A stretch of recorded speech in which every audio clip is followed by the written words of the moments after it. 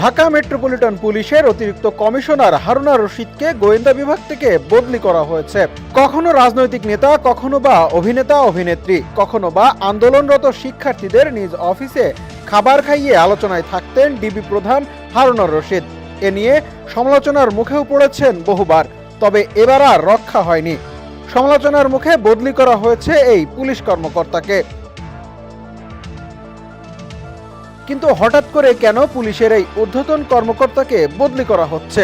জানা গেছে, সম্প্রতি কোটা সংস্কার আন্দোলনকে ঘিরে সমন্বয়কদের হেফাজতে নেওয়ার পাশাপাশি তাদের খাওয়ানোর ছবি ফেসবুকে প্রকাশ করে সমালোচনার মুখে পড়েন ডিবি কর্মকর্তা হারুন। এমন ঘটনাকে জাতির সঙ্গে মশকরা বলে মন্তব্য করেন উচ্চ আদালত। এরপরই 14 দলের বৈঠকে প্রধানমন্ত্রীর সামনে আলোচনা হয় বিষয়টি।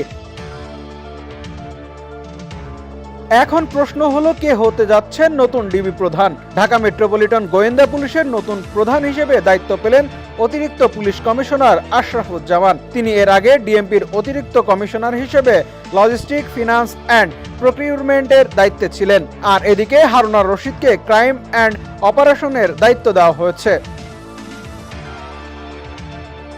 জানা গেছে, প্রধানমন্ত্রী শেখ হাসিনার সঙ্গে 14 দলের প্রতিনিধিদের বৈঠকেও হারুন রশিদের কথা বলেন শরিক নেতারা। গণভবনে আওয়ামী লীগ সভাপতি ও প্রধানমন্ত্রী শেখ হাসিনার সঙ্গে বৈঠক করেন 14 দলের নেতারা। কোটা সংস্কার আন্দোলনের 6 সমন্বয়কের সঙ্গে খাবার গ্রহণের ছবি ডিবির হারুনের ফেসবুক পেজে পোস্ট করার বিষয়টি নিয়ে বৈঠকে আলোচনা হয়। মোহাম্মদ হারুনা রশিদ ঢাকা বিশ্ববিদ্যালয় থেকে সমাজবিজ্ঞানে অনার্স ও মাস্টার্স ডিগ্রি লাভ করে 20তম বিসিএসে এএসপি হিসেবে পুলিশ বাহিনীতে যোগদান করেন।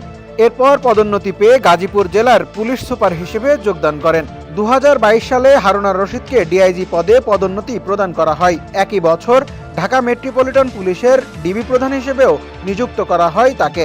এর আগে তেজগাঁও বিভাগের উপকমিশনার ও অতিরিক্ত উপকমিশনার হিসেবে কাজ করেছেন হারুনা রশিদ। ডেস্ক রিপোর্ট, সমকাল।